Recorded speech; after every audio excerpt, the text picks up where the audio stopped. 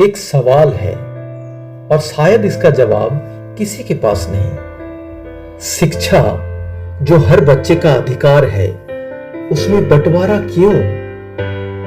एक बच्चा जमीन पर बैठकर पढ़ रहा है और दूसरा डिजिटल स्क्रीन पर फ्यूचर डिजाइन कर रहा है। क्या दोनों का सपना अलग है या सिस्टम ने उन्हें अलग बना दिया? गरीब और अमीर में फर्क हो सकता है, पर शिक्षा में फर्क क्यों? स्कूल अलग, फैसिलिटीज अलग, टीचर्स अलग, क्या टैलेंट भी अलग होता है? सरकारी स्कूल यानी सरकार द्वारा चलाया गया स्कूल, और सरकार को बनाया किसने? अमीर और गरीब दोनों ने।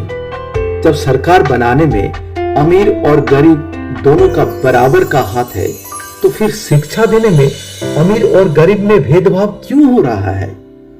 सरकारी स्कूलों में बच्चों के स्किल बढ़ाने के लिए फैसिलिटीज क्यों नहीं दिए जा रहे हैं? सरकारी स्कूलों को शिक्षा के मामले में इग्नोर क्यों किया जा रहा है?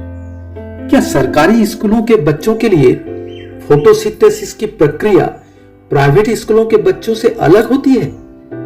विडंबना देखिए, सरकारी स्कूलों में फैसिलिटीज नहीं, एकोमोडेशन नहीं, शिक्षा के प्रति सीरियसनेस नहीं, मगर शिक्षकों का सैलरी लाखों रुपया।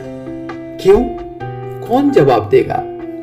दूसरी तरफ प्राइवेट स्कूल के दरवाजे गरीब और लोअर मिडिल क्लास बच्चों के लिए बंद है। ड्रेस कोड, डिसिप्लिन का बोझ, किताबों का कॉस्ट, मॉडर्न करिकुलम के नाम पर पैसा, सेम स्कूल, सेम बच्चे, फिर भी हर साल नए क्लास के लिए रीएडमिशन के नाम पर पैसा लेना। गरीब कहां से सकेगा भाई? यानी शिक्षा पैसों के दम पर टिका हुआ है। कितने आइंस्टाइन, कितने कल्पना चावला सिर्फ इसलिए पीछे रह जाते हैं क्योंकि उनके पास राइट स्कूल नहीं था।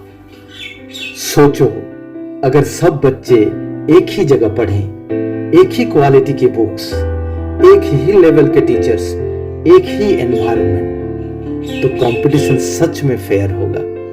तब जीत मेहनत की होगी, पैसों की नहीं। हमें हमेशा ये याद रखना चाहिए, शिक्षा कोई बिजनेस नहीं है, ये एक बुनियादी अधिकार है, और अधिकार कभी डिवाइड नहीं होता, सबके लिए एक जैसा होता है। बदलाव मुमकिन है, अगर नियत हो तो हर स्कूल बेस्ट बन सकता है। जरूरत है सिर्फ एक सोच की, इक्वालिटी।